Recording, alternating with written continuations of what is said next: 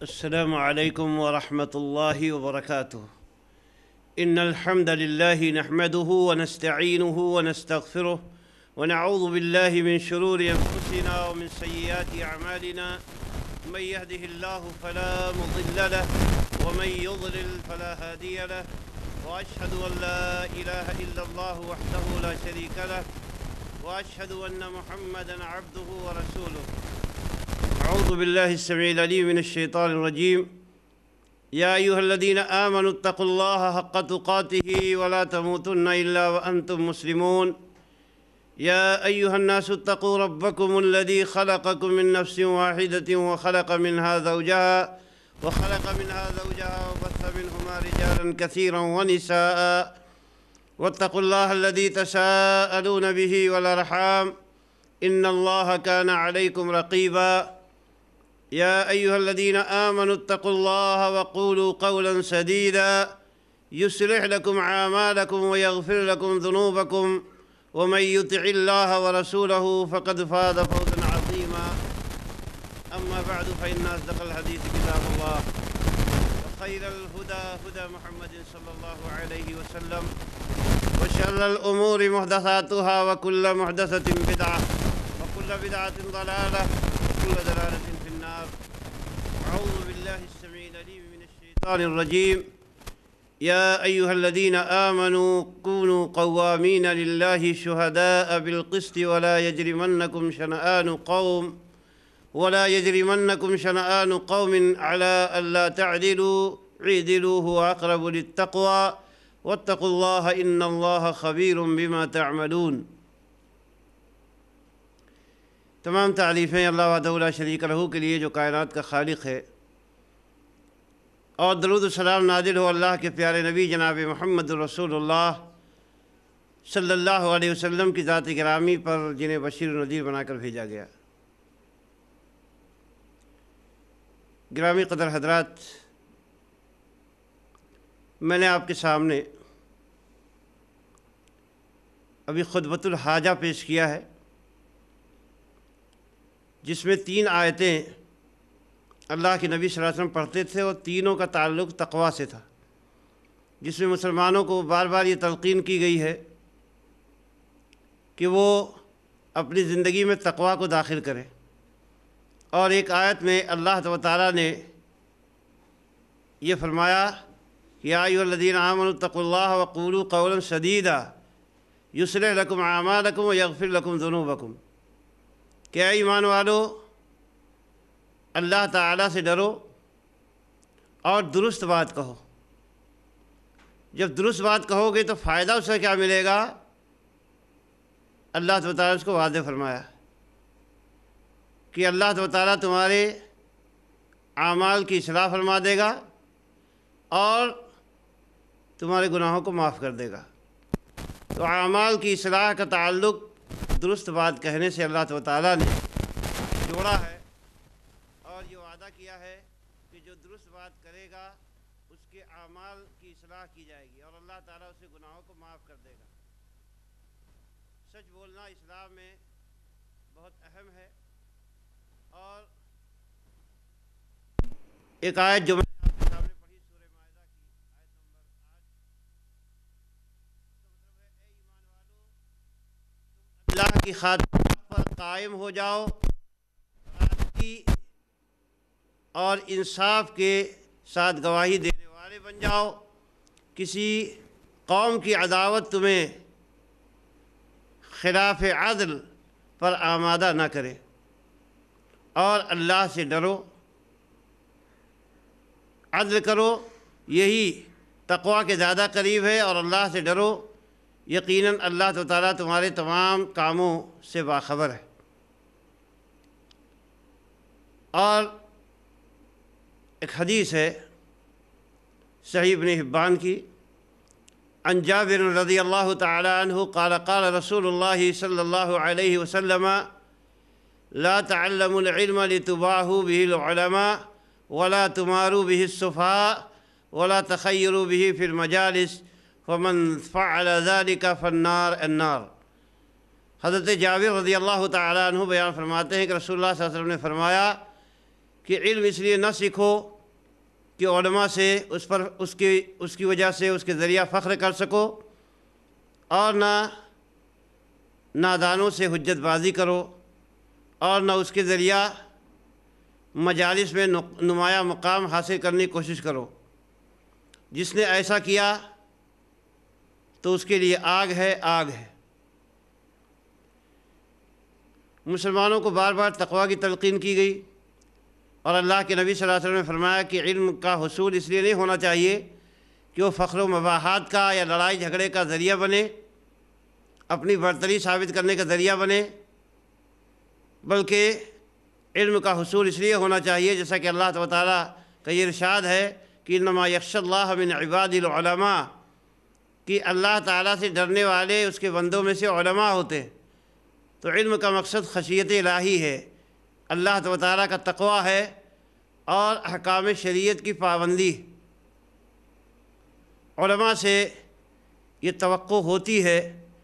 کہ وہ حق اور انصاف کو قائم رکھیں گے، مگر افسوس کی بات یہ ہے کہ بہت سے وہ لوگ جو علم کی طرف منسوب ہیں سچ کے تقاضوں کو پورا نہیں کر سکتے ہیں۔ تو آئیے ایسے ماحول میں کھلا ہے جھوٹ کا بازار، آؤ سچ بولیں، نہ ہو بلا سے خریدار، آؤ سچ بولیں، سکوت چھایا ہے انسانیت کی قدروں پر، یہی ہے موقع اظہار، آؤ سچ بولیں،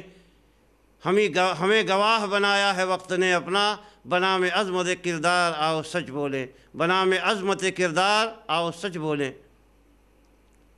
حضرات، محشرہ میں جو مجلس منعقد ہوئی، مناظرہ یا مباحثہ کی شرائط طے کرنے کے لیے، اور اس میں فریقین کے علماء اہل حدیث اور علماء مقلدین جمع ہوئے، ایک طویل خط و کتابت کے بعد، اور مقصد یہ تھا کہ موضوع اور شرائط مناظرہ دونوں فریق کے درمیان طے ہو جائے، مقام طے ہو جائے، تاکہ دونوں فریق کے علماء وہاں آئیں اور موضوع پر مناظرہ کر لیں، تاکہ حقیقت حال عوام کے سامنے آ جائے۔ اس سلسلے میں جو خط و کتابت ہوئی،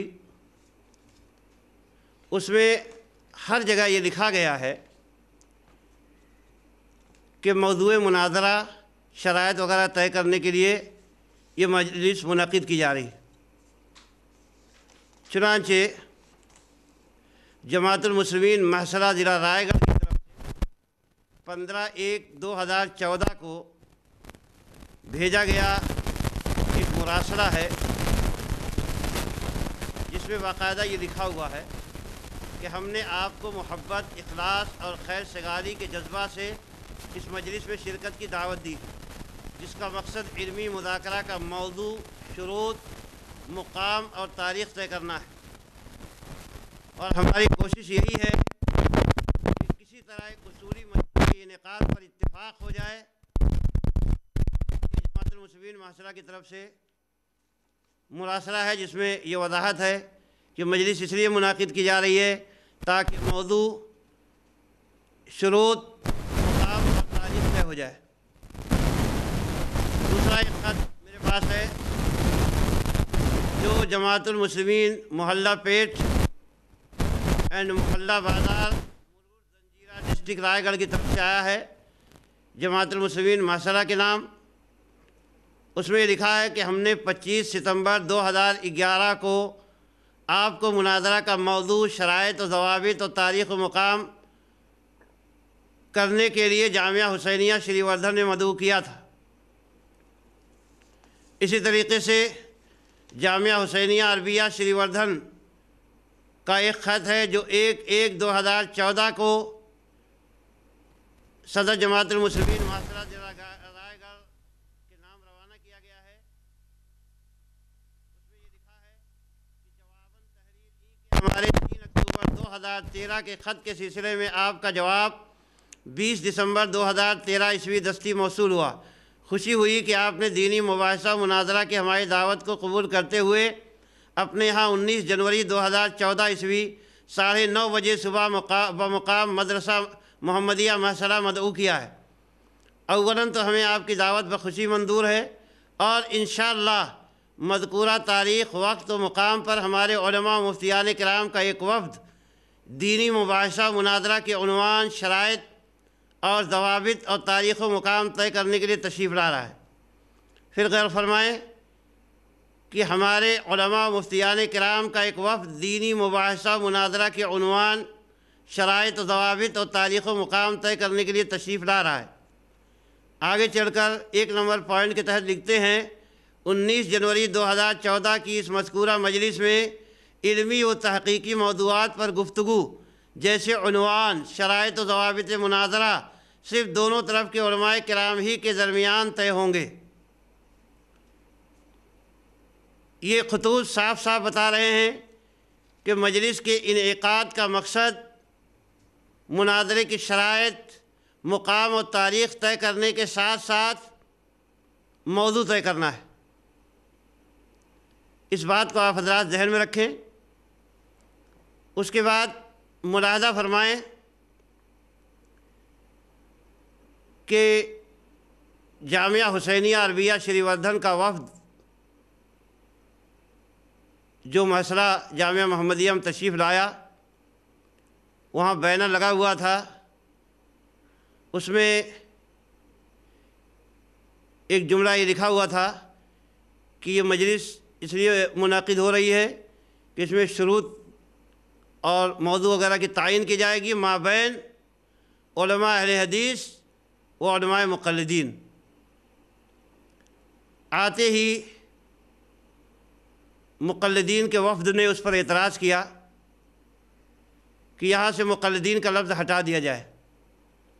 یا پھر مقلدین کے مقابلے میں اہل حدیث نہ لکھیں، آپ وہاں پر مقلدین لکھیں، یا مقلدین کی جگہ اہل سنت والجماعت لکھیں۔ یہ بات سبھی کو معلوم ہے کہ ہندوستان میں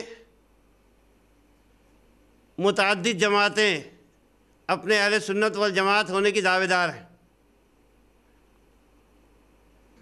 اور جماعت اہل حدیث بھی اپنے آپ کو اہل سنت والجماعت کہتی ہے، اور شیعہ کے مقابل میں باقی جو لوگ ہیں وہ چاہے اہل حدیث ہوں یا احناف ہوں، شوافع ہوں، وہ سب اہل سنت والجماعت شمار کیے جاتے ہیں۔ اس لیے ان کا اس بات پہ اصرار کرنا کہ ہمارے نام کے آگے اہل سنت والجماعت لکھا جائے، یہ مناسب نہیں تھا۔ رہی یہ بات کہ ہمارے نام کے سلسلے میں اہل حدیث لکھا گیا ہے، تو ہم اپنے آپ کو اہل حدیث کہتے ہیں، اور آپ اپنے آپ کو مقلد کہتے ہیں، اپنی کتابوں میں بھی لکھتے ہیں، بلکہ جو خطوط آپ نے روانہ کیے اس میں بھی اپنے آپ کو مقلدین اہل سنت لکھا ہے۔ وہ مقلدین ہونا آپ نے اپنا خود تسلیم کیا ہے، جبکہ ہم اپنے آپ کو غیر مقلد کہلوانا پسند نہیں کرتے۔ آپ تنابذ بالالقاب کے طور پر ہمیں غیر مقلد کہتے ہیں۔ یہ بات وہاں سامنے آئی، اور ان سے یہ کہا گیا کہ بھئی جب آپ مقلد اپنے آپ کو مانتے ہیں تو اس لفظ کے ہٹانے پر اصرار آپ کو زیب نہیں دیتا ہے۔ ظاہر سی بات ہے کہ آپ تقلید سے تنازل کرنے کے لیے تیار نہیں ہیں، اور حقیقت یہ ہے کہ آپ تقلید کرنے والے لوگ ہیں، تو آپ تقلید جب کرتے ہیں تو اس کی طرف انتصاب سے گھبراتے کیوں ہیں؟ اور خود آپ اپنے آپ کو مقلد کہتے رہتے ہیں، جبکہ اہل حدیث اپنے آپ کو اہل حدیث ہی کہتے ہیں اور کبھی غیر مقلد نہیں کہتے۔ تو انصاف کا تقاضا یہ ہے کہ جو نام ہمیں اپنا تسلیم ہے وہ ہمارا نام لکھا ہوا ہے، جو نام آپ کو تسلیم ہے وہ لکھا ہوا ہے، تو یہاں اعتراض کا کوئی محل نہیں ہے۔ لیکن ان کا باقاعدہ اس پہ اصرار رہا۔ جماعت المسلمین محسرہ جو اہل حدیث کی نمائندگی کرتی ہے، وہ چونکہ میزبان تھی، بات کو شروع ہی میں خراب ہونے سے بچانے کے لیے جماعت المسلمین کے نمائندوں نے، جماعت المسلمین محصلہ کے نمائندوں نے، جماعت اہل حدیث کے علماء نے اس بات کو تسلیم کر لیا کہ اس موضوع کو نظر انداز کر دیا جائے اور بینر پر کاغذ چپکا دیا جائے تاکہ ان کو کوئی ایسا موقع نہ ملے جس کی وجہ سے یہ پہلے ہی مرحلے میں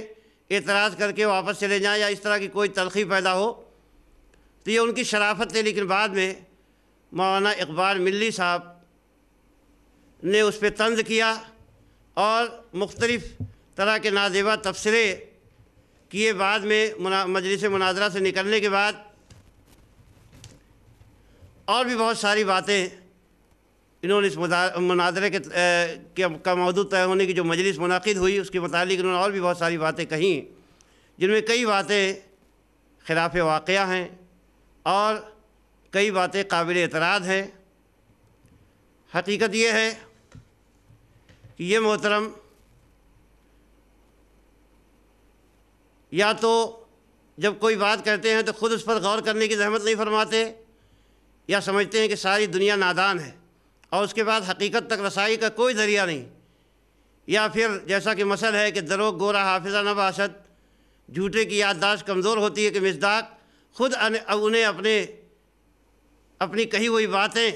یا اپنی کی ہوئی حرکتیں یاد نہیں رہتی ہیں۔ ایک بات انہوں نے بڑے شد و مد کے ساتھ کہی ہے کہ بھئی ہم تقلید کی تبلیغ کرنے کے لیے محصلہ نہیں گئے، لوگوں کو تقلید کی دعوت دینے، مگر یہ بھول گئے کہ سارے کوکن میں گھوم گھوم کر جماعت اہل حدیث اور ان کے علماء کے متعلق جو خوش کلامی اور شیریں گفتاری آپ فرما رہے ہیں، اسے اگر دیوبندی لغت میں خیر سگالی اور محبت و یگانگت سے تعبیر کیا جاتا ہو تو ممکن ہے، کیونکہ ہر ناممکن کو ممکن اور ناجائز کو جائز بنا دینا بزرگان دیوبند کے بائیں ہاتھ کا کام ہے۔ مگر حقیقت یہ ہے کہ مقلدین کی جانب سے کوکن کے خطے میں متعدد کتابیں اہل حدیث کے خلاف اور تقلید کے جواز میں، بلکہ تقلید کو واجب کرنے کے حق میں لکھی گئی ہیں اور اسے ہر جگہ تقسیم کیا گیا ہے، جہاں اہل حدیث رہتے ہیں وہاں بھی تقسیم کیا گیا، اور اسی طریقے سے پورے ہندوستان میں آپ تحفظ سنت کانفرنس کے نام سے بدعتوں کی حفاظت کے لیے جو کانفرنسیں منعقد کر رہے ہیں، اس میں اہل حدیثوں کے خلاف جو باتیں آپ حضرات کہتے ہیں، جو لب و لہجہ آپ کا ہوتا ہے، جو زبان آپ استعمال کرتے ہیں، وہ اظہر من الشمس، لیکن آپ اپنے ان تمام اعمال کو بھول جاتے ہیں، فراموش کر دیتے ہیں، اور حقیقت یہ ہے کہ تمہاری زلف تک پہنچی تو حسن کہلائی، وہ تیرگی جو میرے نامہ سیاہ میں تھی۔ حضرات، بہت افسوسناک صورتحال یہ ہے کہ مولوی اقبال ملی صاحب کی اس مہارت کو تسلیم نہ کرنا ناانصافی ہوگی کہ ساری بے اعتدالیاں اور بے ضابطگیاں خود کرتے ہیں اور انتہائی معصومیت اور خوبصورتی کے ساتھ الزام دوسروں پر ڈال دیتے ہیں، خود ہی زور زور سے بولتے ہیں، درمیان ہی میں ٹپک پڑتے ہیں، پتہ کلامی فرماتے ہیں، خود کتاب کا حوالہ دیتے ہیں، اور فریق ثانی اگر کوئی حوالہ پیش کرنا چاہتا ہے تو سارے کے سارے بیک زبان شور مچاتے ہیں، خود اتنی لمبی گفتگو فرماتے ہیں کہ دو دو تین تین آدمیوں کا وقت اکیلے لے لیتے۔ فریق ثانی پوری طرح صبر کا مظاہرہ کرتا ہے، یہاں تک کہ جب پانی سر سے اونچا ہو جاتا ہے اور صدر و ناظم اجلاس انتہائی متانت اور احترام کے ساتھ ان کی زیادتیوں پر متنبہ کرتے ہیں تو بڑی ڈھٹائی کے ساتھ ان پر ناانصافی کی تہمت چسپاں کر دیتے اور سارا الزام فریق ثانی پر ڈال دیتے۔ یہ بات ذہن نشین ہونی چاہیے کہ ہمارے علماء، اللہ تعالیٰ انہیں جزائے خیر سے نوازے، ہر طرح کے فتح و شکست کے جذبات سے بالا تر ہو کر محض یہ چاہ رہے تھے کہ کوئی صورت ایسی بن جائے کہ یہ حضرات اصل موضوع پر مباحثہ کے لیے تیار ہو جائے، اور ایک بڑی خلقت جو ان بزرگان دین کے جبہ و دستار سے دھوکہ کھائے ہوئے ہے راہ راست پر آ جائے اور نسو خیر خواہی کے تقاضے پورے ہو جائیں، اس لیے ان کی تمام نازیبا حرکتیں بھی برداشت کی جا رہی تھی۔ شیخ رضا اللہ عبد الکریم مدنی حفظہ اللہ، جو مشہور عالم دین، قدیم مدرس و خطیب اور مایہ ناز صاحب قرطاس و قلم ہیں، جب ان سے مولانا اقبال ملی صاحب کی غیر سنجیدہ اور غیر علمی انداز بحث اور غیر موضوعی اسلوب کلام دیکھا نہیں گیا تو انہوں نے ایک بزرگ کی حیثیت سے انہیں سمجھانا چاہا، تو نہایت گستاخی سے، جو ان کی دیرینہ تربیت کا بہت ادنا سا مظاہرہ تھا، مولانا کو بے ادبی سے موسوم فرمایا اور ان کا مدحکہ اڑایا۔ پھر بھی مولانا نے ضبط سے کام لیا، اور ہمارا ہر آدمی اس خیال سے ان کی زبان درازیوں کو نظر انداز کر رہا تھا کہ یہ لوگ ہمارے گھر آئے ہوئے ہمارے مہمان ہیں۔ موصوف بار بار اس بات کا اظہار فرما رہے ہیں کہ میں اپنے اکھاڑے کا تنہا پہلوان تھا، تو عینی شاہدین اس بات کے گواہ ہیں کہ شافعی مولانا ماہمکر صاحب نے کئی بار گفتگو کے لیے اٹھنا چاہا مگر انہیں بیٹھا دیا گیا۔ اس کی وجہ اس کے سوا اور کچھ سمجھ میں نہیں آتی کہ مولانا مذکور کٹ حجتی لجاج اور حق و باطل کے ذریعہ رد کرنے میں ابھی اتنے طاق و مشاق نہیں ہوئے ہیں جو اقبال ملی صاحب کا خاصہ ہے، اور اقبال ملی صاحب جن کے پیروں کی دھول ہیں شاید ان میں سے بھی ابھی تک ان کا کوئی ثانی تیار نہیں ہو سکا، ورنہ وہ لوگ آنکھیں لال پیلی کرنے اور موقع و موقع شور کرنے پر اکتفا نہ کرتے۔ انہیں اندازہ تھا یہ صاحب پروفیسر ہلال احمد صاحب کی تربیت سے مجادلہ و مخاصمہ بالباطل میں استاد ہو چکے، سچ سے زیادہ قوت سے جھوٹ بولنے پر قادر ہیں۔ انہیں علمی اصطلاحات، اصول مناظرہ اور حوار کے ضابطے اخلاق سے کچھ لینا دینا نہیں، یہ تو بس طوطے کی طرح اسی بات کے رٹ لگاتے رہیں گے جس کے لیے انہیں بھیجا جا رہا ہے۔ اقبال ملی صاحب نے ایک جملہ یہ کہا کہ اہل حدیث سے مناظرہ کے لیے ہم لوگ سری وردھن جامعہ حسینیہ میں آئے تھے مگر اہل حدیث لوگ حاضر نہیں ہوئے۔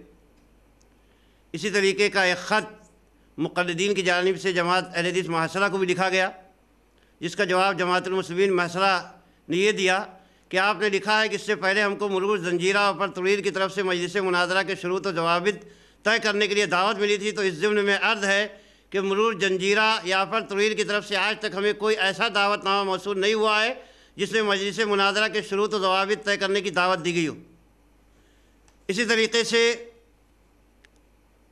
ان لوگوں نے ایک حوالہ دیا ہے کہ مرور زنجیرہ کے ڈھاکم صاحب سے انہوں نے کہا تھا کہ ہم مجلس مناظرہ کی شرائط طے کرنے کے لیے ایک مجلس کا انعقاد مدرسہ عربیہ سری وردھن میں کر رہے ہیں، تو انہوں نے اسی وقت ان سے یہ کہا تھا کہ آپ جو مجھے پرسنل خطاب کر رہے ہیں یا مجھے جو پرسنل طور پر لیٹر دے رہے ہیں وہ میں قبول نہیں کر سکتا۔ یونک فاؤنڈیشن کی طرف سے ہماری آپ کی گفتگو چلتی رہی ہے، اس لیے آپ یونک فاؤنڈیشن کے نام سے ہمیں خط دیجئے۔ تو ان لوگوں نے وہ خط نہیں بھیجا اور بعد میں اپنی طرف سے مجلس طے کر کے جانے لگے، تو ان سے کہا تو انہوں نے کہا کہ بھئی ہم نے منظوری نہیں دی، ہمارے آپ کا کوئی معاملہ طے نہیں ہوا، آپ کس طریقے سے مجلس مناظرہ کے لیے شرائط طے کرنے جا رہے ہیں اور ہمیں ابھی آپ وقت پر بلانے آئے ہیں۔ تو اس طرح کی دھاندلیاں شروع سے ہوتی رہی ہے۔ اسی طریقے سے اپر طویل میں ایک مجلس منعقد کر دی گئی جہاں پر کچھ کرسیاں خالی رکھی گئیں اور اہل حدیث جماعت کو نے اس کی قطعی کوئی منظوری نہیں دی اور ان کی منظوری کے بغیر اشتہارات بھی شائع کر دیے گئے۔ پھر ان خالی کرسیوں کو دکھا کر یہ کہا گیا کہ دیکھیے صاحب ہم لوگ مناظرہ کرنے آئے لیکن اہل حدیث لوگ نہیں آئے۔ یہ غلط بیانیاں آخر کیوں کی گئیں جبکہ اہل حدیث کی طرف سے اس کی کوئی منظوری نہیں تھی؟ اہل حدیث نے بعد میں اس پر احتجاج بھی کیا۔ یہ تمام باتیں کس چیز کی شاہد ہیں؟ دیکھیے مولانا اقبال ملی صاحب، ہمیں آپ کو سب کو اللہ تعالیٰ کے یہاں جانا ہے۔ یہاں مقصد ہمارا جیت ہار اور غالب مغلوب نہیں ہے۔ ہم سب مسلمان ہونے کے ناطے اس بات کے ذمہ دار ہیں کہ امت کے ساتھ خیر خواہی کا مظاہرہ کریں، جیسا کہ اللہ کے نبی صلی اللہ علیہ وسلم کا ارشاد گرامی ہے کہ الدین والنصیحہ، دین خیر خواہی کا نام ہے۔ سارے مسلمانوں کی خیر خواہی کرنا بالخصوص علماء کا فریضہ ہے۔ اگر علماء کرام ایسے طور طریقے اختیار کرنے لگے کہ جس میں محض نفسانی خواہشات کی بنیاد پر یا گروہ بندی اور تہذب کی بنیاد پر ایک دوسرے کو زیر کرنے کے ہتھ کنڈے اور طور طریقے اختیار کیے جائیں تو کسی طریقے سے بھی اسلامی اخلاق کے شایان نشان نہیں ہیں اور اللہ اس کے رسول صلی اللہ علیہ وسلم کی تعلیمات کے خلاف۔ حاصل کلام یہ ہے کہ مجلس منعقد ہوئی، آتے ہی ہمارے بھائیوں نے اس پر اعتراض کیا اور بھیجا اعتراض کیا، اور جب ہماری طرف سے یہ سوال کیا گیا کہ بھائی یہ بتائیے کہ آپ لوگوں کو اشتہار کے عنوان پر اختلاف ہے، آپ یہ کہتے ہیں کہ صاحب ہمارا نام مقلدین نہ لکھیے، تو ایک سوال یہ کیا گیا کہ بھئی پھر آپ کو کیا کہا جائے، کس کا نمائندہ تسلیم کیا جائے؟ آپ نے اس میں لکھا ہے کہ فرقہ پرستی کی بنیاد پر ہم کو تقسیم کرنے کی کوشش کی گئی۔ وہاں جو جملے اہل حدیث کی طرف سے بولے گئے ہیں وہ ریکارڈنگ الحمدللہ موجود ہے، آپ اس کو پڑھ لیجئے، آپ اس کو دیکھ لیجئے، دیکھ کر سن لیجئے۔ میں آپ کو وہ الفاظ سنا رہا ہوں، جملے سنا رہا ہوں کہ صاحب موضوع سے پہلے یہ کہا گیا تھا کہ موضوع سے پہلے میں صدر صاحب سے گزارش کروں گا کہ پہلے یہ بات طے ہو جائے کہ مناظرہ کرنے والے جو فریقین ہیں وہ کس کی نمائندگی کر رہے ہیں، کیونکہ ابھی بورڈ پر یہ اعتراض کیا گیا مقلدین لفظ پر۔ سوال یہ ہے کہ بھئی یہ مناظرہ جو ہے مقلدین کے درمیان اور جو تقلید کا انکار کرنے والے ہیں ان کے درمیان منعقد ہو رہا ہے، جس طرح کی بھی وہ تقلید کرتے ہوں ان کے درمیان ہو رہا ہے۔ پھر یہ سوال ہے کہ صاحب یہ جن کی تقلید کرنے والے ہیں وہ ائمہ اربعہ ہیں، اور یہاں پر جو تقلید کا مزاج ہے ہندوستان میں وہ اس طرح کا ہے کہ آدمی شافعی ہوتا ہے یا حنفی ہوتا ہے، تو یہ بھی طے ہونا چاہیے کہ شافعیوں کی طرف سے یہ مناظرہ ہو رہا ہے یا احناف کی طرف سے، نمائندگی کس کی طرف سے ہو رہی ہے، یا پھر جملہ مقلدین کی طرف سے ہو رہی ہے۔ تو یہ بھی طے ہونا چاہیے کہ بھئی یہاں جو بات ہو رہی ہے شافعی حنفی جتنے بھی مقلدین ہیں سب اس کو مانیں گے، یہ تمام چیزیں طے ہو جانی چاہیے۔ یہ میری گزارش، اس گفتگو میں کہیں بھی حنفی شافعی کو لڑانے اور آپس میں جھگڑا پیدا کرنے کی بات نہیں۔ لیکن مولانا اقبال ملی صاحب نے یہ الزام لگایا اہل حدیث پر کہ یہ حنفی شافعی میں جھگڑا لگانا چاہتے ہیں۔ یہ کتنی متانت اور سنجیدگی کی بات ہے کہ یہ طے کر لیا جائے کہ مناظر کس کی طرف سے ہے، حنفی کی طرف سے ہے کہ شافعی کی طرف سے ہے۔ اور بہت بنیادی بات یہ ہے کہ اگر مناظر علماء دیوبند کی طرف سے جو احناف کی نمائندگی کر رہے تھے تو ہم ان سے مناظرہ تقلید کے موضوع پر نہیں کرنا چاہتے، کیونکہ وہ بار بار یہ کہہ رہے تھے کہ صاحب ہم اہل سنت والجماعت ہیں، اور انہوں نے اپنی کتابوں میں بھی اور اسی طریقے سے اپنی تقریروں میں بھی اہل حدیثوں کو اہل سنت والجماعت سے خارج قرار دیا ہے۔ تو ہم یہ چاہتے تھے کہ اس بات کا فیصلہ علماء دیوبند سے کر لیا جائے کہ جو بار بار وہ یہ دعویٰ کر رہے ہیں کہ وہ اہل سنت والجماعت ہیں یا نہیں، اس بات پہ مناظرہ ہو جائے۔ جو علماء دیوبند کے عقائد اہل سنت والجماعت کے عقائد ہیں، میں آپ کے سامنے کچھ نمونے اس کے پیش کرتا ہوں۔ آپ غور فرمائیے کہ یہاں کتاب و سنت کی تعلیم تو ایک طرف رہی، خود امام ابو حنیفہ رحمۃ اللہ علیہ کے عقائد سے آج موجودہ دیوبندی حضرات کے عقائد ٹکراتے ہیں۔ مولانا اقبال ملی صاحب نے یہ کہا تھا کہ تقلید سے اتحاد پیدا ہوتا ہے، اور ایک طنز کیا تھا انہوں نے کہ اگر کسی ایک کی بات مان لیتے تو غیر مقلد کیوں ہوتے، جس میں ان کی مجلس کے لوگوں نے بڑا چھچھا لگایا تھا۔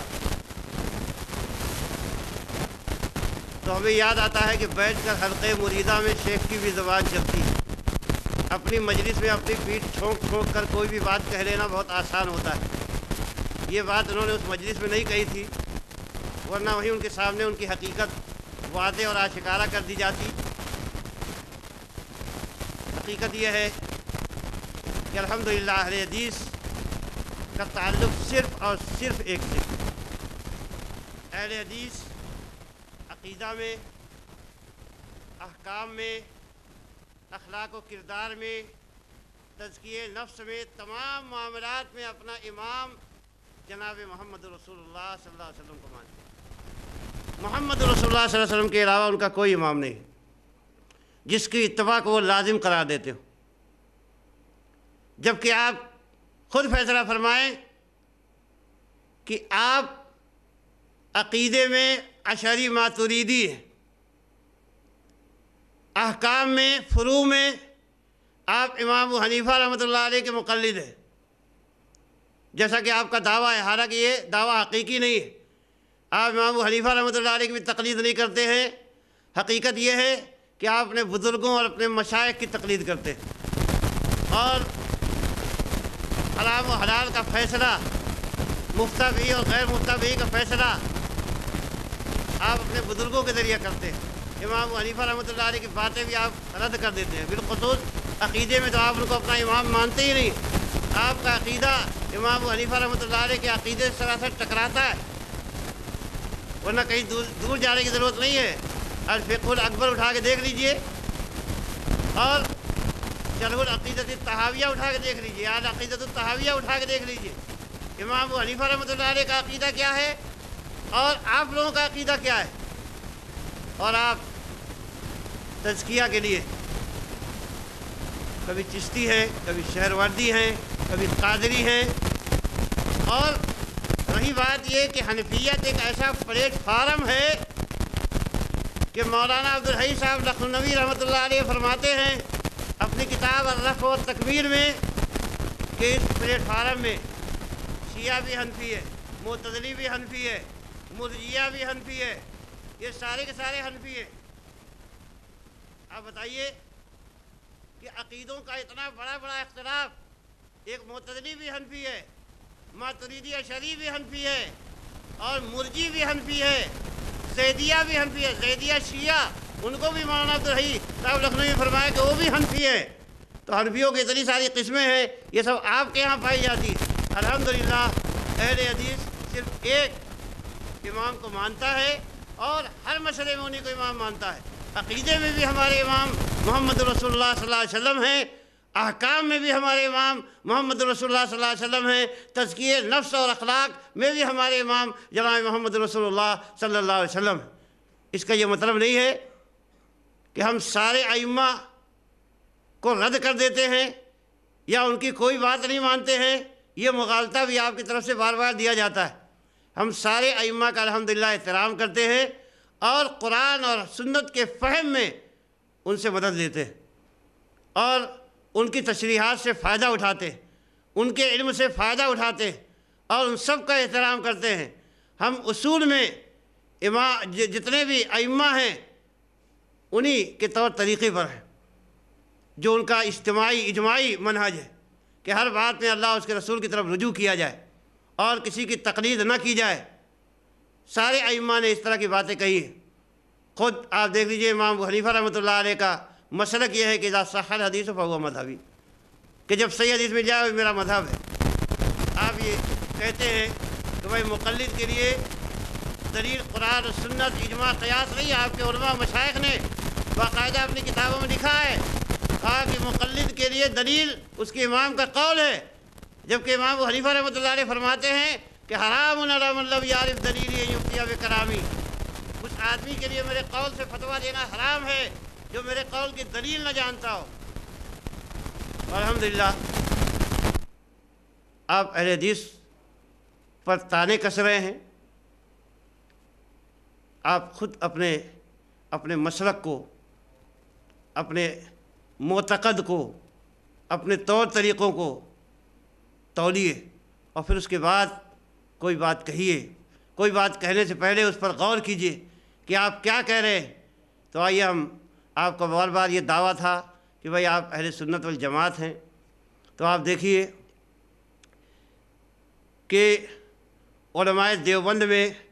مولانا زکریہ صاحب بہت مشہور عالم ہیں، انہوں نے فرمایا کہ عشق و معشوق و عاشق ایک کہہ کر سر وحدت سمجھا دیا کس نے۔ یہاں فرماتے ہیں کہ عشق و معشوق عاشق یعنی جو فعل ہے اور جو فاعل ہے اور جس سے عشق کیا جا رہا ہے، یہ سب کے سب ایک ہی ہیں۔ اس کی مزید وضاحت اگر آپ کو چاہیے، میں اپنی زبان سے کوئی وضاحت اور تشریح نہیں کرنا چاہتا، آپ خود انہی کی عبارتوں سے یہ تشریحات سمجھیں کہ مولانا رشید احمد صاحب گنگوہی فرماتے ہیں، پس زیادہ عرض کرنا گستاخی اور شوق چشمی ہے، یا اللہ معاف فرمانا کہ حضرت کے ارشاد سے تحریر ہوا ہے، جھوٹا ہوں، کچھ نہیں ہوں، تیرا ہی ذل ہے، تیرا ہی وجود ہے، میں کیا ہوں، کچھ نہیں ہوں، اور وہ جو میں ہوں وہ تو ہے، اور میں اور تو خود شرک در شرک ہے۔ دیکھا آپ نے اللہ تعالیٰ کی شان میں کیا بات کہی جا رہی ہے، جو میں ہوں وہ تو ہے، اور میں اور تو خود شرک در شرک ہے۔ فضائل صدقات حصہ دوم صفحہ 556 میں یہ بات اٹھا کر دیکھ لیجیے، ہم اس پہ کوئی تبصرہ نہیں کریں گے۔ مولانا زکریا صاحب عبدالوہاب شعرانی کا قول نقل کرتے ہیں، جاننا چاہیے کہ بندہ کا اپنی حد سے تجاوز کرنے کا باعث یہ ہے کہ وہ اللہ تعالیٰ کی صورت پر پیدا کیا گیا ہے، اور چونکہ اللہ تعالیٰ تمام صفات جلالیہ، تکبر، بزرگی، عزت و عظمت، شوکت و جلالت سے موصوف ہے، تو اس کی صورت یعنی اللہ کی صورت انسان میں بھی یہ امور ذلی طور پر شرائط کیے ہوئے ہیں۔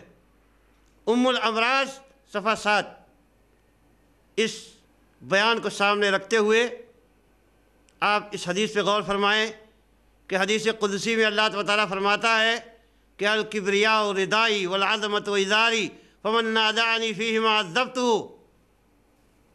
کہ بڑائی میری چادر ہے اور عظمت میری ازار، جو ان دونوں کے بارے میں مجھ سے جھگڑے گا میں اسے عذاب دوں گا۔ کبریائی اور بڑائی صرف اللہ تعالیٰ کو لائق و زیبا ہے، مگر یہ کہہ رہے ہیں گویا انسان کے لیے یہ وجہ جواز پیش کر رہے ہیں کہ انسان کے اندر جو بڑائی کا جذبہ پیدا ہوتا ہے، جو کبر کا جذبہ پیدا ہوتا ہے، وہ اس لیے ہوتا ہے کہ اللہ تعالیٰ کی صورت پر نعوذ باللہ من ذالک انسان پیدا کیا گیا ہے۔ اسی طریقے سے آپ دیکھ لیجئے کہ مشکل کشائی کے لیے اللہ کے رسول صلی اللہ علیہ وسلم کو پکارتے ہیں اور رسول اللہ صلی اللہ علیہ وسلم کو مشکل کشا مانتے ہیں، جبکہ انہی اعمال پر بریلوی بھائیوں پر نکیر کی جاتی ہے اور ان کو بدعتی قرار دیا جاتا ہے، ان سے اختلاف کیا جاتا ہے۔ آپ دیکھیں کہ حاجی امداد اللہ مہاجر مکی جو علماء دیوبند کے سید الطائفہ ہیں، وہ فرماتے ہیں یا رسول کبریا فریاد ہے، یا محمد مصطفیٰ فریاد ہے، آپ کی امداد ہو میرا یا نبی حال ابتر ہوا فریاد ہے، سخت مشکل میں پھنسا ہوں آج کل، اے میرے مشکل کشا فریاد ہے۔ کلیات امدادیہ صفحہ 90-91۔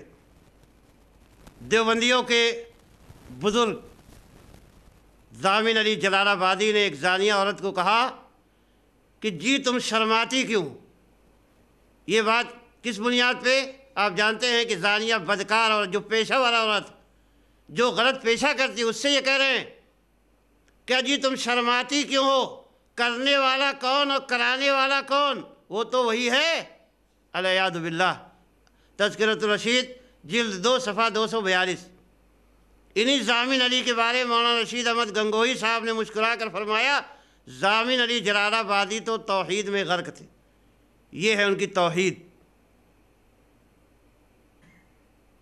حاجی امداد اللہ صاحب اپنے پیر نور محمد جھنجھانوی کے بارے میں فرماتے ہیں، آسرا دنیا میں ہے از بس تمہاری ذات کا، تم سوا اوروں سے ہرگز کچھ نہیں ہے التجا، بلکہ دن محشر کے بھی جس وقت قاضی ہو خدا، آپ کا دامن پکڑ کر یہ کہوں گا برملا، اے شہ نور محمد وقت ہے امداد کا۔ آپ دیکھیے کہ رسول اللہ صلی اللہ علیہ وسلم کو مشکل کشائی کے لیے پکارا جا رہا ہے، کبھی نور محمد صاحب کو مشکل کشا قرار دیا جا رہا ہے، اور کبھی خود امداد اللہ مہاجر مکی صاحب کے مرید ان کو مصیبت کے وقت پکارتے ہیں، اور یہ دریا میں ڈوبتے ہوئے جہاز کو اپنی کمر اور اپنی پشت لگا کر دریا کے پار لگا دیتے ہیں، ڈوبتے ہوئے جہاز کو بچا لیتے ہیں۔ یہ تمام چیزیں ان کی کتابوں میں لکھی ہوئی ہیں۔ کیا یہ اہل سنت والجماعت کا عقیدہ ہے؟ کیا یہ توحید کا عقیدہ ہے؟ کیا یہ اتباع سنت اختیار کرنے والوں کا راستہ ہے؟ اور آپ دیکھیے کہ حدیث کا مذاق کس طرح اڑاتے ہیں میں بغیر تبصرے کی باتیں آپ کی خدمت میں عرض کر رہا ہوں، آپ غور فرمائیے۔ ماسٹر امین اکاڑوی دیوبندی صاحب ایک صحیح حدیث کا مذاق اڑاتے ہوئے لکھتے ہیں، لیکن آپ صلی اللہ علیہ وسلم نماز پڑھتے رہے اور کتیا سامنے کھیلتی رہی اور ساتھ گدھی بھی تھی، دونوں کی شرمگاہوں پر نظر پڑتی رہی۔ الیاذ باللہ، حدیث میں اس طرح کے الفاظ کہیں نہیں۔ یہ مجموعہ رسائل جلد 3 صفحہ 350 طبع ستمبر 1994 میں۔ بعد میں یہ عبارت بعض اہل حدیثوں کی گرفت کرنے پر تبدیل کر دی گئی۔ اسی طریقے سے آپ دیکھیے کہ صحابہ کے بارے میں ان کے تبصرے کس طرح کے ہوتے ہیں۔ میں مشتے نمونہ خروارے کچھ چیزیں پیش کر رہا ہوں، ورنہ سینکڑوں مثالیں ہیں جن میں قرآن و سنت کی تعلیمات کو برملا پامال کیا گیا ہے، روندا گیا ہے۔ مولانا حسین احمد مدنی ٹانڈوی فرماتے ہیں ایک روایت کے بارے میں کہ اس کو عبادہ ابن الصامت معنعن ذکر کرتے ہیں، یعنی ان کے ذریعہ، حالانکہ یہ مدلس ہیں اور مدلس کا عنانہ معتبر نہیں ہے۔ الیاذ باللہ، صحابہ کو مدلس قرار دے رہے ہیں۔ تدلیس جو ایک بہت بڑا عیب ہے محدثین کے اندر، اور کوئی صحابی الحمدللہ مدلس نہیں ہوتا، اس لیے کہ سارے صحابہ عدول ہیں اور سارے صحابہ ثقہ ہیں، سب حافظ و ضابط ہیں اور سب عدول ہیں۔ ان کی کسی بات میں کوئی ایسی چیز نہیں ہے کہ وہ نعوذ باللہ من ذالک تدلیس سے کام لیتے ہوں۔ لیکن یہ دیکھیے کہ تقلید یہی سب کرواتی ہے، اور تقلید سے بڑھ کر تصوف کی دنیا میں جب آدمی پہنچتا ہے تو یہی سب کام ہوتے ہیں۔ حتیٰ کہ ہمارے علماء دیوبند نے ختم نبوت کے جو متفقہ عقیدہ تھا، اس عقیدے کو بھی سختی کے ساتھ مجروح کر دیا۔ آپ غور فرمائیے کہ مولانا قاسم نانوتوی صاحب لکھتے ہیں، بلکہ اگر بالفرض بعد زمانے نبوی سلام بھی کوئی نبی پیدا ہو تو پھر بھی خاتمیت محمدی میں کچھ فرق نہ آئے گا۔ تحذیر الناس صفحہ 34۔ یعنی یہ احتمال ہے کہ نبی صلی اللہ علیہ وسلم کے بعد بھی، یہ امکان ہے کہ نبی صلی اللہ علیہ وسلم کے بعد بھی نبی آ سکتا ہے، جبکہ اللہ تعالیٰ نے یہ فیصلہ کر دیا ہے کہ نبی صلی اللہ علیہ وسلم کے بعد کوئی نبی آنے والا نہیں ہے۔ قاری محمد طیب صاحب دیوبندی نے لکھا ہے کہ تو یہاں ختم نبوت کا یہ معنی لینا کہ نبوت کا دروازہ بند ہو گیا، یہ دنیا کو دھوکہ دینا ہے۔ نبوت مکمل ہو گئی، وہی کام دے گی قیامت تک، نہ یہ کہ منقطع ہو گئی اور دنیا میں اندھیرا پھیل گیا۔ خطبات حکیم الاسلام جلد 1 صفحہ 29۔ یہ کہہ رہے ہیں کہ نبوت منقطع نہیں ہوئی ہے، آپ غور فرمائیے، جبکہ صحیح حدیث میں اللہ کے نبی صلی اللہ علیہ وسلم کی آیا ہے کہ ان الرسالۃ والنبوۃ قد انقطعت، بے شک رسالت و نبوت منقطع ہو گئی۔ سنن ترمذی حدیث نمبر 2272 اور صحیح الغریب۔ یہی وجہ ہے شاید کہ مولانا رشید احمد گنگوئی صاحب نے فرمایا کہ اس زمانہ میں ہدایت و نجات موقوف ہے میرے اتباع پر۔ دیکھیے تذکرۃ الرشید کا دعویٰ کرنے کی جرات نہیں کر سکے، البتہ ایک دوسرے حنفی مرزا غلام احمد قادیانی اس نقطے کو لے ہوئے اور اپنی نبوت کا دعویٰ انہوں نے کر دیا۔ یہ عقائد اور اس طرح کے بہت سارے عقائد جس میں توحید و سنت کو بری طرح مجروح کیا گیا، اسلام کے خالص عقیدے کو بری طرح مجروح کیا گیا، وہ اس بات کا دعویٰ کریں کہ وہ اہل سنت ہیں، اور جو حقیقی اہل سنت ہیں، کتاب و سنت پر چلنے والے ہیں، ان کو تناقض بالالقاب کے طور پہ غیر مقلد کہا جائے اور ان کو اہل سنت سے خارج قرار دیا جائے۔ کیا یہ انصاف کی بات ہے؟ یہ غور کرنے۔ مولانا اقبال ملی صاحب آتے یہ کہنے لگے کہ صاحب عنوان طے ہے، خطوط میں عنوان طے ہو چکے ہیں۔ میں نے شروع ہی میں آپ کے سامنے خطوط کی عبارت پڑھ کے سنائی کہ یہ مجلس اس لیے منعقد ہو رہی ہے تاکہ مناظرے کا عنوان، موضوع، شرائط، مقام، تاریخ وغیرہ طے کر لی جائے، لیکن یہ بار بار یہی رٹ لگاتے رہے۔ موضوع طے ہو چکا ہے، کیا خط کو ردی کی ٹوکری میں ڈال دیں؟ اگر طے نہیں ہوا تو یہاں کیوں آئے؟ جبکہ ان کے خطوط میں بھی ہمارے خطوط میں بھی اس بات کی وضاحت ہے کہ یہ مجلس موضوع طے کرنے کے لیے ہو رہی ہے۔ شرائط کے علاوہ سے موضوع بھی طے کیے جائیں گے، لیکن ان کے انکار پر بار بار ان کو توجہ دلائی گئی، لیکن چونکہ وہ ایک فیصلہ کر کے آئے تھے جو ضمنی طور پر عناوین میں آ گئے تھے دونوں طرف سے، ان کا حوالہ دیتے ہوئے اس بات سے مصیبت، جبکہ ایک خط میں انہوں نے یہ موضوع دیا تھا کہ شرک حرام،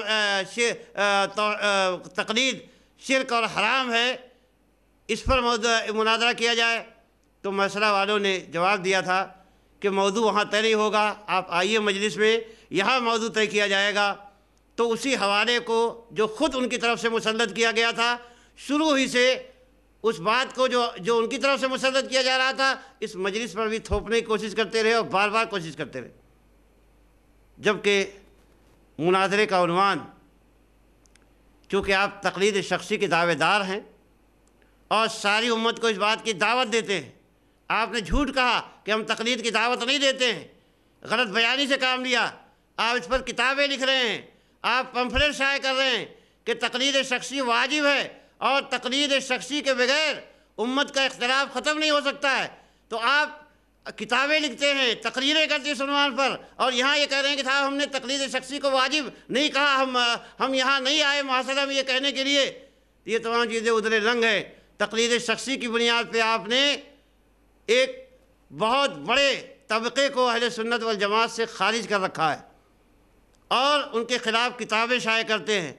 اور ان کا بائیکاٹ کرتے ہیں۔ اگر وہ اپنا کہیں مدرسہ بناتے ہیں، کہیں لائبریری بناتے ہیں، کہیں مسجد بناتے ہیں، تو آپ اس کو فتنے سے تعبیر کرتے ہیں۔ آپ غور فرمائیے، دیکھیے کہ ملوڈ جماعت المسلمین محلہ پیٹ محلہ بازار ملوڈ زنجیرہ کی طرف سے ایک خط آیا اور اس میں لکھا گیا ہے کہ ہم دینی رہبری کے لیے علاقہ کوکن کے مرکزی ادارہ جامعہ حسینیہ عربیہ شری وردھن سے رجوع ہوتے ہیں۔ تبلیغی جماعت اور علماء کرام کی نگرانی میں اصلاحی فکریں بھی کافی حد تک ہو رہی ہیں، البتہ جب سے مولانا عبد المعید مدنی صاحب نے شہر ملوڈ زنجیرہ اس کے اطراف میں ملاقاتوں اور بیانات کا سلسلہ شروع کیا ہے، تب سے علاقہ کا امن و امان مقدر ہو کر مسلکی تشدد پنپ رہا ہے۔ مولانا عبد المعید اشاعت دین کے نام پر غیر مقلدیت کو پھیلانے میں کوشاں ہے، ہر کس و ناکس دین کو تختہ مشق بنا کر بحث و مباحثہ میں اپنے آپ کو بتکلف منہمک کر کے اپنی علمی حیثیت منوانے میں لگا ہے۔ ٹھیک ہے، آپ کی دلیل، آپ کی جو جماعت گلی گلی گھوم رہی ہے اور ہر بستی میں جاتے ہیں، جو ہمارے بریلوی حضرات ہیں یا بعض اہل حدیث بستیوں میں بھی آپ جاتے ہیں اور وہاں پر آپ لوگوں کو چلے لگوانے پر آمادہ کرتے ہیں، اپنی بدعتوں کی طرف بلاتے ہیں، دعوت دیتے ہیں اور غلط قسم کے عقائد کی ترویج و اشاعت کرتے ہیں اپنے فضائل اعمال کے ذریعہ، تو وہ فتنہ نہیں ہے؟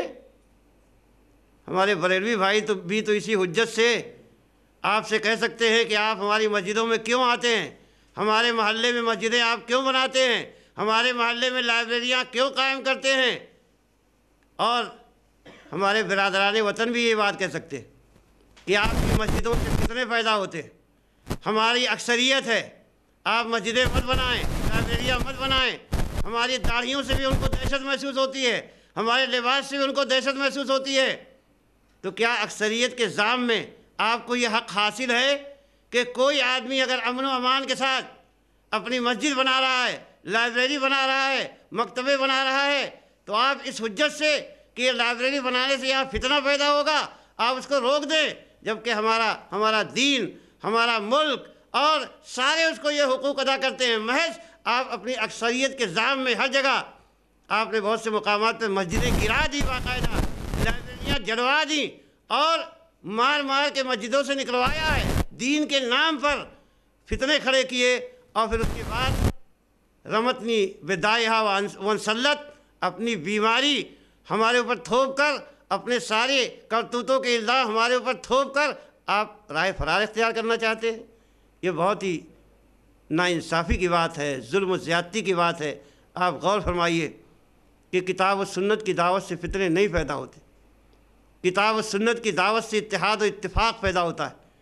کتاب و سنت کی دعوت سے جو بدعات و خرافات اور شرک معاشرے میں رائج ہیں ان کا خاتمہ ہوتا ہے، اور الحمدللہ اہل حدیث اتباع کتاب و سنت کی طرف دعوت دیتے ہیں، اسی شخصیت کی طرف کسی انتشار کی طرف دعوت نہیں دیتے، اجتماع اور اتفاق کی طرف دعوت دیتے۔ آپ نے صرف دفع الوقتی کے لیے مجلس میں آتے ہی بار بار یہ کہنا شروع کر دیا کہ اہل حدیث یا تو تقلید شخصی کے یا تو تقلید مطلق کے جواز کے قائل ہو جائیں، یا یہ لکھ کر دے دیں کہ تقلید شرک ہے، جبکہ یہ آپ کی صریح دھاندلی تھی۔ اہل حدیث نے شروع سے وضاحت کی اپنے موقف کی کہ اہل حدیث تقلید کو جائز نہیں کہتا ہے، البتہ بعض وہ کام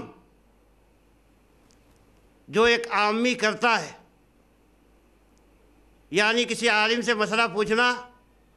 تو آپ حضرات اس کو تقلید کا نام دیتے ہیں، ہم اس کو تقلید کا نام نہیں دیتے، ہم اس کو اتباع کہتے ہیں۔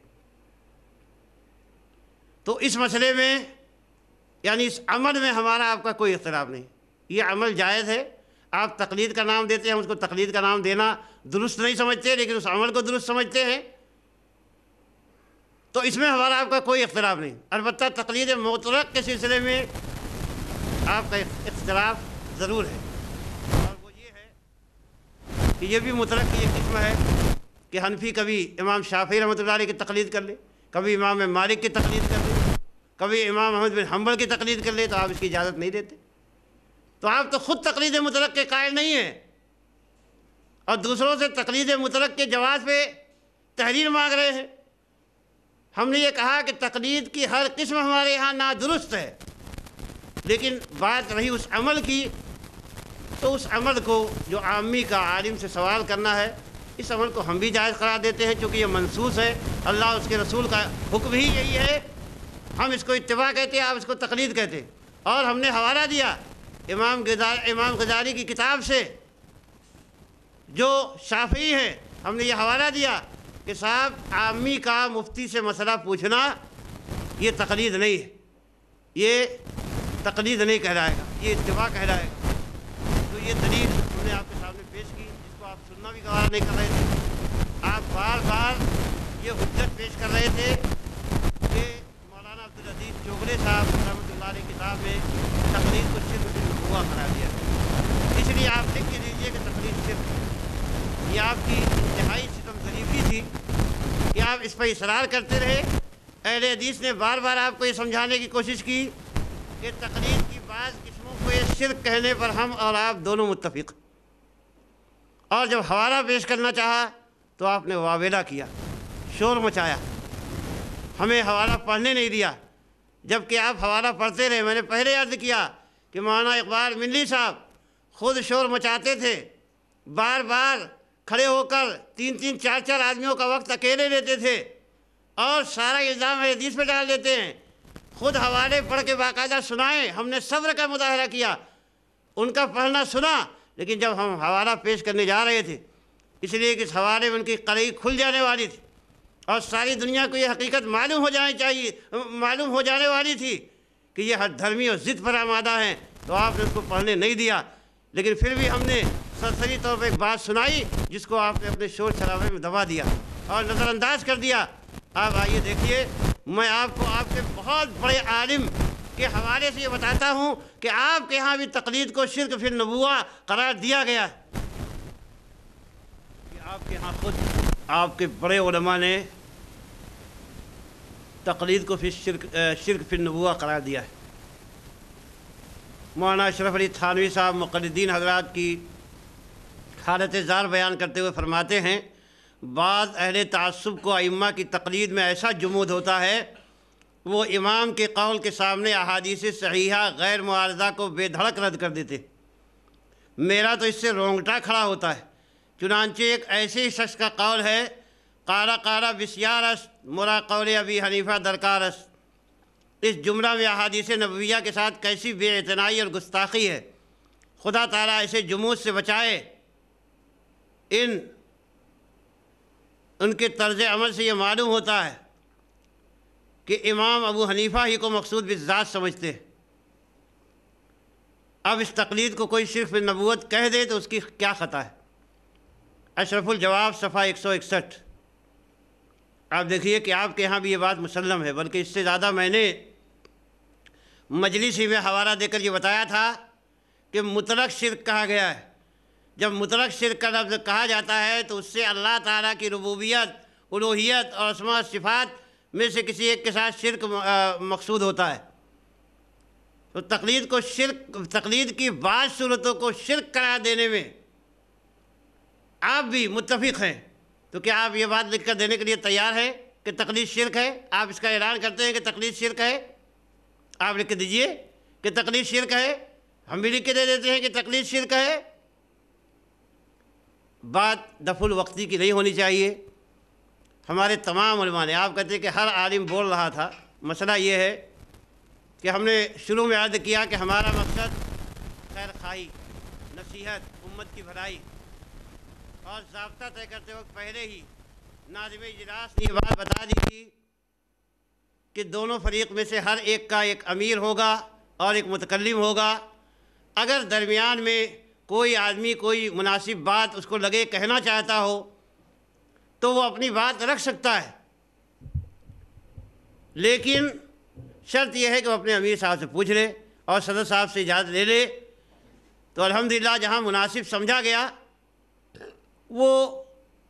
وہاں پر کوشش کی گئی کہ اپنی بات رکھ دی جائے، ورنہ آپ دیکھیے کہ آپ کے یہاں وہ مولوی ماہمکر صاحب بار بار اٹھنے کی کوشش کر رہے تھے لیکن ان کو بیٹھایا جا رہا تھا، اس لیے کہ آپ کے یہاں یہ فیصلہ ہو چکا تھا کہ جس قدر مجادلے میں ماہر مولوی اقبال ملی صاحب ہیں، ابھی دوسرا ہمارے گروہ میں کوئی ان کا ثانی نہیں ہے کہ وہ ایک ہی بات پہ جمے رہیں گے، سارے اصول اور سارے ضابطوں کو نظر انداز کر کے اور آخر تک اسی جملے پر رہیں گے۔ انہوں نے پونا کا حوالہ دیا، خوب یاد آیا کہ ان کے اس وقت مولوی اقبال ملی صاحب کا کوئی تذکرہ ہی نہیں تھا، یہ کہہ رہے کہ وہاں ملے بغیر چلے گئے، پھر بعد میں کبھی نہیں ملے۔ تو یہ بھی تو مجھے زندگی میں کبھی نظر نہیں آئے، اور مجھے یہ بھی نہیں آتا ہے کہ کبھی پونا میں بھی ان سے ملاقات ہوئی تھی، لیکن یہ کہتے ہیں تو وہ کہ مولوی آدمی ان کی بات ماننا پڑے گا۔ تو وہاں تو پروفیسر ہلال صاحب متکلم تھے، اور پروفیسر ہلال صاحب کا معاملہ یہ تھا کہ صاحب ایک محمد بھائی جو ہماری طرف سے جگہ و مقام طے کرنے کے لیے گئے تھے، بالکل اردو زبان سے نابلد تھے اور ایک انتہائی عامی آدمی تھے، ان سے باقاعدہ ان کو شرائط لکھ کر، موضوع لکھ کر یہ دے دیا کہ بھائی موضوع فلاں ہوگا، آپ لوگ مدعی ہوں گے، ہم لوگ مدعا علیہ ہوں گے، یہ مناظرے کی شرائط ہوں گی کہ حدیث صحیح شرعی غیر معارض پیش کریں گے، یہ تمام اصطلاحی الفاظ بول کے، جن میں سے ایک جملہ ان کے سمجھ میں آیا کہ آپ لوگ کو صحیح حدیث کے ذریعے اپنی بات ثابت کرنا ہوگا، انہوں نے وہ بات لکھ کے دے دی۔ وہ آپ کی چالوں سے، آپ کے ہتھ کنڈوں سے اور آپ کی فنکارانہ مہارتوں سے واقف نہیں تھے، وہ ایک سادہ آدمی تھے۔ اور پھر اس کے بعد جب مجلس میں پہنچا تو فوراً ان کے ٹیپ کا ایک بند شروع ہو گیا، ایک ہی جملہ جو شروع ہوا اسی بات ختم بھی ہوئی کہ موضوع طے ہو چکا ہے، شرائط طے ہو چکی ہیں، آپ مدعی ہیں، ہم مدعا علیہ ہیں، مناظرہ شروع کیجئے۔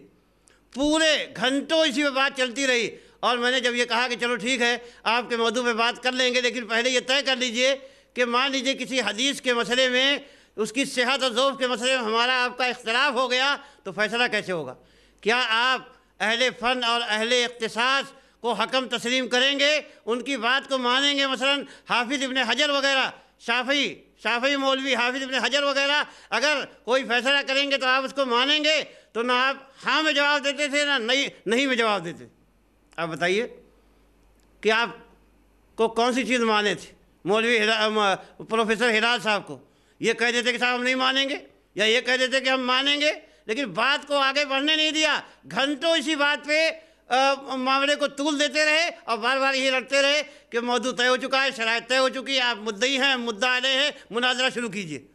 پورا اسی ایک جملے پر۔ اور انہی کے شاگرد مولوی اقبال ملی صاحب ہیں، انہوں نے بھی، میں نے شروع ہی میں کہا تھا، اب ہمارے لوگوں سے پوچھ لیجئے، میں نے شروع ہی میں کہا تھا کہ یہ جو اگر آدمی آپ لوگ بتا رہے ہیں کہ مالیگاؤں سے آنے والے ہیں، اگر مالیگاؤں والے آئے تو ایک ہی جملے سے ابتدا کریں گے اور اسی جملے پر انتہا بھی کر دیں گے، تو الحمدللہ وہ بات ویسی ہی ثابت ہوئی۔ تو وہاں پر نماز کا وقت ہو گیا تو وہاں لوگوں نے کہا کہ یہاں نماز اہل حدیث طریقے پر یعنی رفع الیدین کر کے نماز نہیں پڑھ سکتے ہیں۔ اس وقت ان کو اپنے مقلد بھائی جن سے بڑے اتحاد کا مظاہرہ آج کر رہے ہیں اور کہتے ہیں کہ صاحب ہم میں کوئی افتراق نہیں، ہم متفق ہیں، جبکہ ہمیشہ ان میں سر پھٹول ہوتا رہا ہے، اور یہاں تک فتوے دیے گئے کہ صاحب اگر لو کان لی امر لا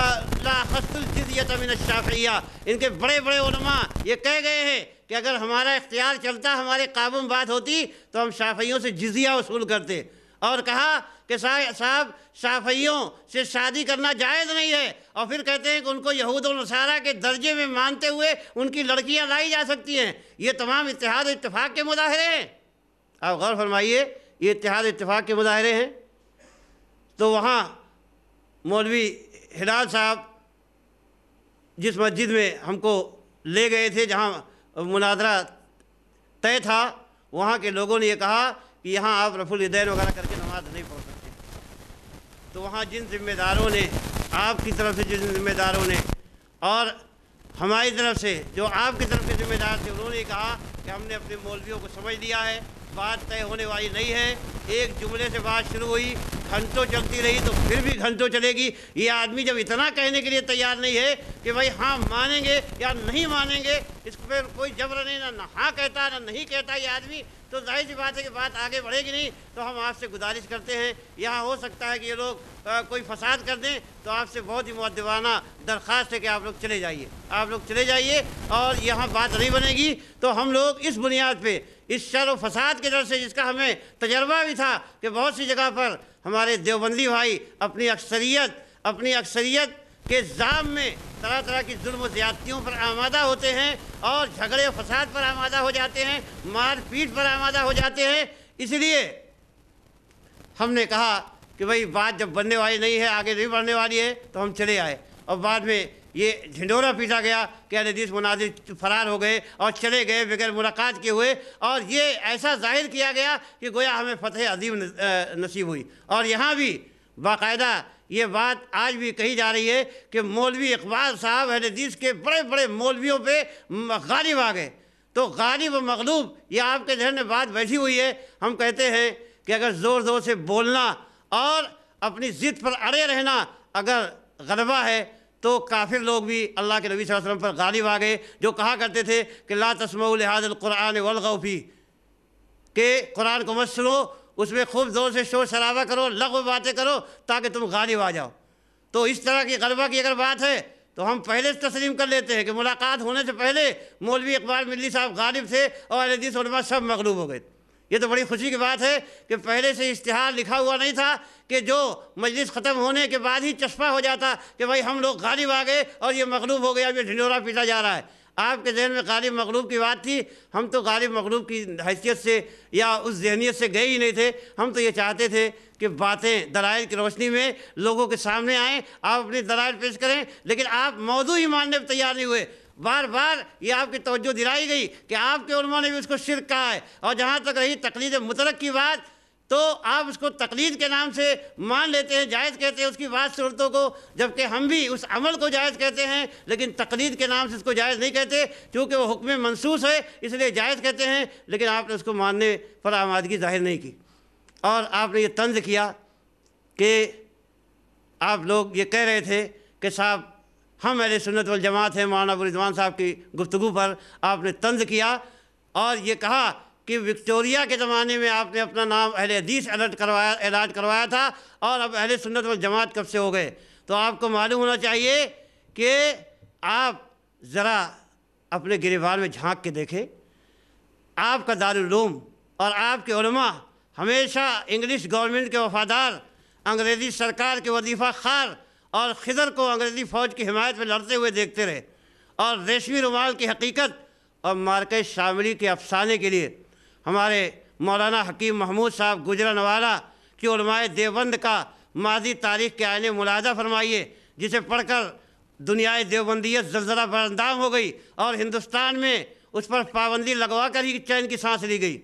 جب آپ کو سرکاری وظیفے ملتے تھے، اس وقت اہل حدیث انگریز کی جیلوں میں کوڑے کھا رہے تھے، چکیاں پیس رہے تھے، اور انہیں کالا پانی بھیجا جا رہا تھا، ان کے گھروں پر عید کے دن بلڈوزر چلائے جا رہے تھے، ان کے بچوں کو اور ان کی عورتوں کو در بدر بھٹکنے پر مجبور ہونا پڑا تھا، ان کی جائیدادیں ضبط کی جا رہی تھی۔ آپ اپنا آئینہ دیکھیے ذرا، سوانح قاسمی جلد نمبر 2 صفحہ 227 کھول کر دیکھیں، اس میں لکھا ہے مدرسہ دیوبند کے ارکان میں اکثریت ایسے بزرگوں کی تھی جو گورنمنٹ کے قدیم ملازم اور حال پنشنر تھے، جن کے بارے میں گورنمنٹ کو کسی شک و شبہ کی گنجائش نہیں تھی،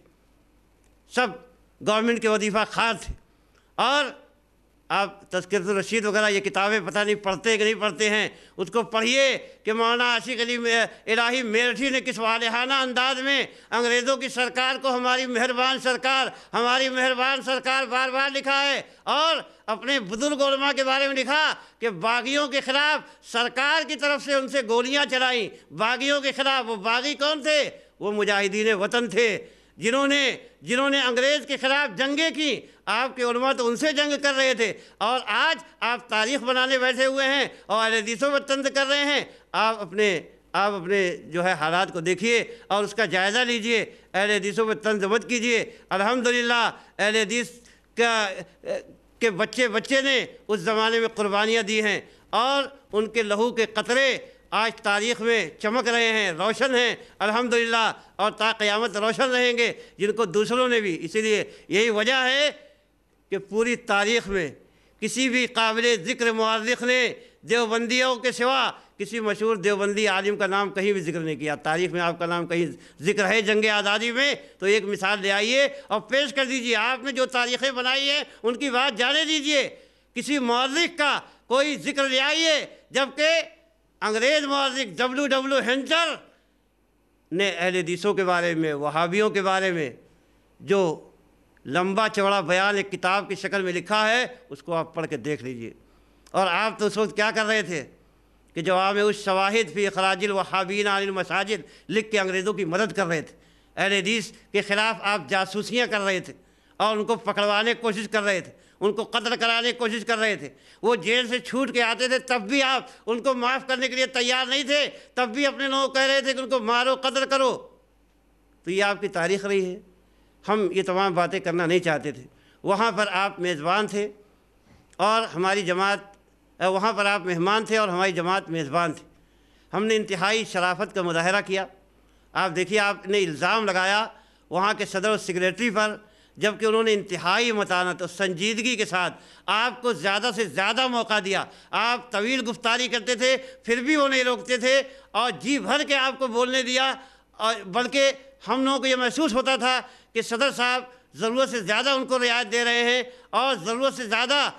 ان کو وقت دیا جا رہا ہے، ان کی باتیں سنی جا رہی ہیں اور مروت میں خاموش ہیں۔ یہ بات ہر آدمی نے محسوس کی، اس کے باوجود بھی اس شرافت کا نام آپ نے کمزوری قرار دیا اور اس شرافت پہ تان و تعریض بھی کی، بلکہ الزام بھی لگا دیا ناانصافی کا۔ اللہ تعالیٰ کا دربار سب کے لیے ہے، انشاءاللہ وہاں پیشی ہوگی اور فیصلہ ہو جائے گا کہ کس نے انصاف کیا اور کس نے ناانصافی کی۔ آپ حضرات جو گھوم کر غلط بیانیاں کر رہے ہیں، ہم یہ چاہتے ہیں، ہم نے کل بھی کہا تھا اور آج بھی یہ کہہ رہے ہیں کہ اگر آپ اس بات پہ آمادہ ہوں کہ تقلید کی حیثیت، ہمارا جو موقف ہے کہ تقلید شخصی باطل ہے، یا اس موضوع پہ کر لو کہ تقلید کی شرعی حیثیت کیا، وہاں بھی ہم نے یہ بات کہی تھی، یا یہ عنوان رکھ لیجئے کہ صاحب تقلید شخصی باطل ہے اور اس کی بعض صورتیں شرک ہیں۔ اب ہم یہ کہہ رہے ہیں کہ چلیے ہم اس بات میں بھی تیار ہیں کہ مطلق تقلید کو، ہم یہ کہتے ہیں کہ تقلید ناجائز، آج جو بحث کر لیجیے۔ آپ جس کو بعض صورتوں کو جو آپ تقلید کرا دیتے ہیں اس کو تقلید نہیں مانتے، یہ الگ بات ہے۔ تو آپ اگر تقلید کے موضوع پر یہاں گفتگو کرنا چاہتے ہیں، مناظرہ کرنا چاہتے ہیں، کہیں بھی کر لیجیے، لیکن جو موقف ہمارا نہیں ہے اس کو تھوپنے کے آپ ہمارے اوپر مجاز نہیں۔ جو باتیں آپ کے ہاں بھی پائی جاتی ہیں اور سب کے ہاں مسلم ہیں اور کتابوں کے حوالے سے یہ بات ثابت کر دی گئی، لیکن چونکہ آپ کو مناظرہ کرنا نہیں تھا اور آپ نہیں چاہتے تھے کہ موضوع پر کوئی موضوع متعین ہو جائے، اگر موضوع متعین بھی ہو جاتا تو آپ اتنی پیچیدہ شرائط اس کے گرد لے آتے